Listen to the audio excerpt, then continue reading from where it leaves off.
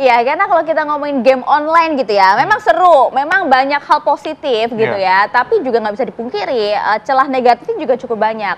Banyak konten-konten kekerasan, bahkan juga pelecehan seksual di sana, yang kemudian bisa menjadi salah satu pemicu lah untuk aktivitas bullying mereka pada saat di sekolah. Itu yang bahaya, Reza. Nah, kamu termasuk yang setuju nggak Mbak Citra, bahwa memang tindakan bullying ini salah satunya bisa berangkat dari game online?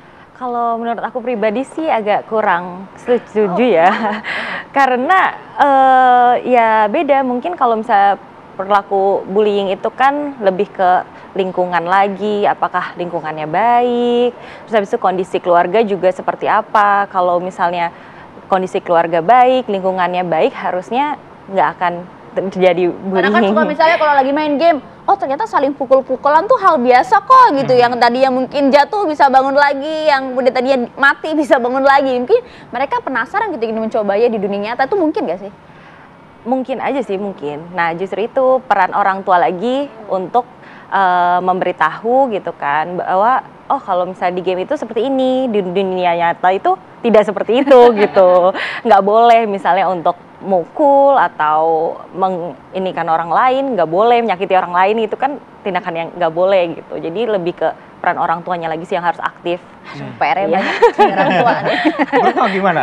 Setuju gak kalau misalnya bullying itu bisa berakar dari game ternyata? Bisa aja, sangat bisa. Jadi misalnya saat ini kalau kita bicara data ya, Indonesia ini masuk peringkat 10 besar dunia.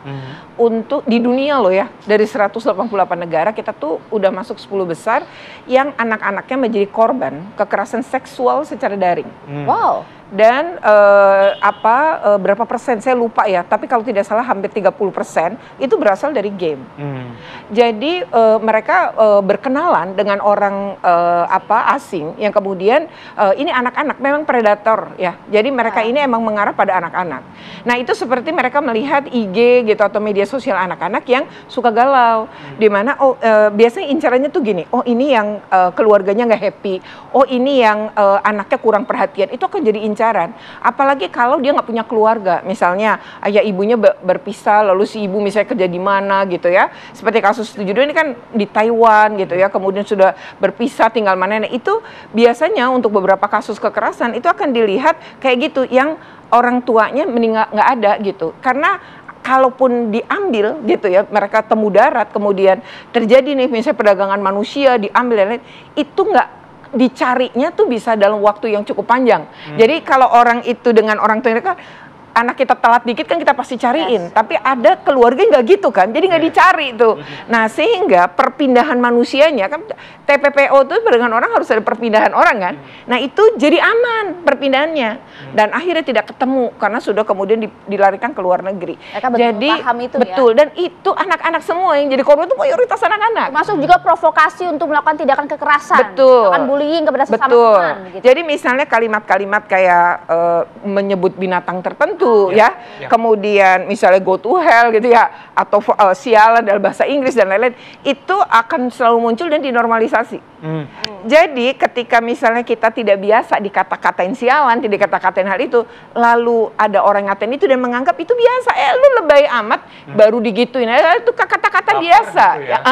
Jadi dianggap baper. Di aktivitas game online. Betul. Jadi kan gini, bully itu kan perundungan dalam bahasa Indonesia ya. Bully itu sebenarnya kalau kekerasan fisik beda sebenarnya dengan bully. Bully itu tidak ada kekerasan fisik yang sebenarnya. Harusnya. Tapi bully itu tuh sesuatu yang berulang. Jadi terus-menerus, yang kedua dilakukan oleh orang yang punya relasi kuasanya lebih tinggi. Dari pelaku ini lebih tinggi relasi kuasa dari korban. Lalu biasanya berniat untuk menyakiti, merendahkan, dan membuat korban memang tidak nyaman. Nah itu baru kita sebut kata bully. Nah kalau sudah ada fisik, berarti masuk kategori kekerasan fisik, bukan lagi perundungan. Nah yang kemudian kita tidak mau menganggap ini sebagai normalisasi adalah ketika perundungan dibiarin, atau bully ini dibiarin, nanti lama-lama bisa meningkat ke fisik. Betul, karena emosi dari korban ini tertahan begitu ya, tidak bisa disampaikan biasa. Seperti Benar, dan biasanya korban itu punya luka batin kan. Jadi luka-luka batin ini nggak pernah diobatin tuh. Itu kan kayak kita punya sampah tuh di rumah. Jadi tempat sampah kita coba deh diisi terus tapi jangan dibuang sebulan. Kan bau tuh. Terus tidak nyaman, ada lalat dan lain-lain. Nah, di tubuh kita luka batin tuh kayak gitu. Masuk terus tiap hari tapi nggak pernah dibuang. Nah, yang terjadi luka batin itu kayak kasus anak SMA 7 ini kan kita bisa bilang dia korban juga. Ya, betul. Dari satu situasi yang betul-betul berat bagi seorang anak seperti dia gitu ya. Nah, ketika dia tumbuh kemudian mungkin kita tidak tahu seberapa luka itu, tapi luka batin itu pasti nggak pernah diobatin. Nah, kita nggak berharap anak-anak kita begitu, karena sebenarnya main game online niatnya senang, tapi kalau kemudian dimaki, dicaci atau mengalami kekalahan berulang-ulang, bisa jadi kan punya luka batin. Ditambah mungkin itu pelarian dari situasi rumah yang nggak aman, nggak nyaman. Mungkin juga melihat kan Ibu, para pelaku ini juga nampaknya kok mereka masih happy-happy aja ya setelah melakukan tindakan terhadap saya. Karena mungkin sanksi dari pihak sekolah juga nggak tegas kepada para pelaku ini. Penting nggak itu sanksi kepada para pelaku? Jadi gini, ini kelemahan sekolah. Makanya kenapa saya di beberapa pernyataan meminta untuk sekolah tidak menormalisasi bully dan menganggap bahwa bully ini bukan main-main. Bully dan bercanda itu hal berbeda. Kalau kita bercanda, misalnya saya bercanda sama Mas, kan kita berdua pasti ketawa. Itu namanya bercanda.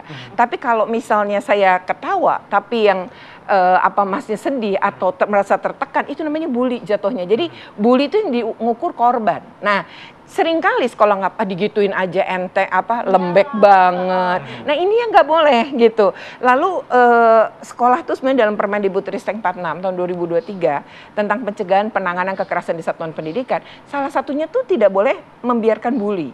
Sekolah bahkan bisa dihukum kalau membiarkan itu. Diberi sanksi tuh bisa. Nah, di situ ada yang namanya tim PPK. Tim PPK itu tim pencegahan penanganan kekerasan di satuan pendidikan. Nah, tim PPK ini harusnya begitu dia nggak dilaporin aja, kan korban mungkin takut lapor, nggak dilaporin aja. Kalau korbannya tapi laki-laki dia tahu. gitu Betul. Ya. Aduh, laki-laki masa gini aja cengeng, katanya gitu ya, lembek gitu ya, baper atau lebay gitu. Nggak bisa digituin. Jadi tim PPK begitu tahu walaupun korban nggak ngelapor, dia harus nanganin. Dan itu jelas dalam regulasinya. Nah, seringkali nih ya, nggak cuma Jakarta menurut saya, misalnya di kasus 72, dalam berbagai sekolah di Indonesia, itu mereka itu seperti tidak ketika ada kasus ngejalaninnya nggak berdasarkan Permendikbudristek 46. Nah, itu dia Bu. Bahkan nampak dinormalisasi, bahkan juga ditutup-tutupi gitu. Sedangkan kan luka batin dari korban ini kan nggak boleh dibiarkan. Itu dia, nggak boleh dibiarkan. Bagi mereka kemudian harus bersosialisasi dengan pelaku setiap hari gitu. Mungkin nggak sih kalau ekstrim gitu ya, kita berbicara ekstrim gitu ya, sanksinya adalah pelaku ini keluarin aja dari sekolah gitu. Bisa jika terjadi pengulangan dalam Permendikbud ini. Jadi istilahnya memutasi ke satuan pendidikan lain. Istilahnya. Jadi tidak dengan nyebut keluar, tapi kan dengan memutasi berarti dia dikeluarkan. Jadi hak dia sebagai anak satuan pendidikan sih tetap dipenuhi negara, tapi dia boleh diberi sanksi itu. Dan ini ketika terjadi akumulasi atau dampaknya keras. Jadi baru sekali, tapi yang yang mengalami kekerasan ini misalnya sampai tadi ya harus operasi, jahitan banyak, itu juga kategori berat dan dia bisa dihukum berat dengan dimutasi. Tapi kalau bully kan luka batin yang terus-menerus nih. Nah, itu harus akumulasi. Dan itu kalau udah berulang ditangani dan nggak ada itu, maka sebenarnya bisa. Dimungkinkan bahkan ya? Sangat bisa oleh aturan ini. Nah, kalau aturannya sudah ada, bahkan Presiden juga sampai turun tangan membahas masalah ini, apakah perlu ada revisi untuk aturannya lebih berat lagi mungkin, supaya kejadian serupa tidak terulang lagi harapannya? Sebenarnya di dalam Permendikbudristek 46 ini adalah sudah penyempurnaan dari permen sebelumnya. Di Permendikbud sebelumnya itu 82 tahun 2015. Nah, lalu ini dianggap masih belum sempurna, disempurnakanlah oleh peraturan yang baru ini. Jadi Permendikbudristek 46 tahun 2023 jadi sebenarnya baru. Nah, berarti ini kan 2025. Sebenarnya masih butuh waktu untuk mensosialisasi. Tapi menurut saya ini alarm ya bagi kita semua peristiwa 72. Korbannya banyak, anak yang menjadi terduga pelaku atau kita sebut anak berhadapan dengan hukum ya. Anak ini pasti punya luka batin yang banyak sampai depresi. Nah, kondisi ini berarti membutuhkan pemulihan ya dan Permendikbud ini memerintahkan pemulihan itu dilakukan oleh pemerintah daerah. Jadi jelas banget dalam aturan ini. Nah, sekarang pemerintah daerah lewat tim Satgas yang dibentuk lewat Permen ini harusnya ini diperkuat, tim PPK-nya juga diperkuat dan mengerti cara nanganin. Karena selama ini nanganin tuh gini, dikonfrontasi. Jadi misalnya ada pengaduan antara korban, pelaku, saksi jadi satu. Ya korban makin takut, dan saksi nggak berani bicara sebenarnya. Pelaku merasa di atas angin, nggak akan berhenti pembuliannya, bahkan dia akan meningkatkan, lu berani ngadu ya gitu. Nah lalu peningkatan itu terjadi adalah yang penting hati-hati, nggak ketahuan guru. Nah ini yang menurut saya penting semua pihak mulai hari ini, permennya kan udah ada ya. Itu dia. Jadi mari bikin pelatihan tim PPK memperkuat penanganan sehingga korban-korban ini mendapat keadilan. Nah, permennya udah benar sebenarnya. Permennya sebenarnya udah benar, cuma tindakan implementasi di bawahnya artinya gitu. Masih kurang. Makanya bakal kurang ya. Karena kita kalau lihat aksi bullying sekarang ngeri-ngeri ya Mbak Citra ya. Kamu gimana kalau lihat aksi bullying sekarang? Kayak nggak kayak zaman kita dulu gitu ya. Iya sih, sekarang tuh zaman sekarang udah parah banget sih, kayak nggak kepikiran gitu bisa seperti itu kan. Mungkin juga karena faktor-faktor ya kurang pengawasan orang tua juga, terus juga mungkin kata ibu kurang, padahal udah ada aturannya tapi nggak tindakannya kurang, mungkin ya memang harus di ini sih. Enaknya diapain tuh para pelaku-pelaku bully kayak gitu tuh? Kalau menurut aku ya dikasih sanksi yang berat lah, biar jerak gitu, biar nggak kayak gitu lagi. Contohnya? Contohnya mungkin kata ibu dimutasi bisa juga, dimutasinya yang jauh gitu. Yang Mbak Citra sendiri pernah mengalami perundungan atau jadi korban bully selama bermain game online? Selama bermain game online ya pernah juga. Iya pernah juga. Gitu kan? Pernah juga sih. Cuman karena aku ini ya udah biasa aja gitu karena ya biasalah kalau dalam bermain kan ada menang ada kalah jadi santai aja gitu. Nah ini yang nggak bisa dilakukan oleh anak-anak yang mungkin belum bisa mengontrol dirinya, itu kan kekhawatiran kita semua ya Mbak Citra ya. Iya betul. Oke, mungkin aku sedikit ke Bu Retno mungkin ada nomor telepon khusus gak sih hotline tersedia untuk anak-anak korban bully ini bisa melaporkan tanpa supaya tidak ada tekanan-tekanan tadi kalau lapor ke sekolah ada tekanan dari guru, dari dikonfrontasi dengan pelaku dan segala macam. Perlu nggak? Sebenarnya sekolah sendiri dalam permen ini tuh perlu juga bikin namanya kanal pengaduan dan nggak boleh kanal pengaduannya tuh ruangan tapi harus online juga gitu. Yang kedua sebenarnya dinas-dinas pemberdayaan perempuan di seluruh Indonesia itu mereka membuka hotline pengaduan tentu beda-beda nomornya ya. Nah Jakarta sendiri sebenarnya sudah menyiapkan juga kayak 112, 119 sebenarnya banyak gitu. Jadi kalau orang mau minta bantuan bisa, dan Jakarta juga untuk anak-anak remaja yang mengalami masalah misalnya dengan tidak baik-baik aja secara kesehatan mental itu bisa lewat Puspa. Mereka bisa memilih untuk melakukan konseling ya atau pemulihan secara daring dan nggak ada biayanya sama sekali.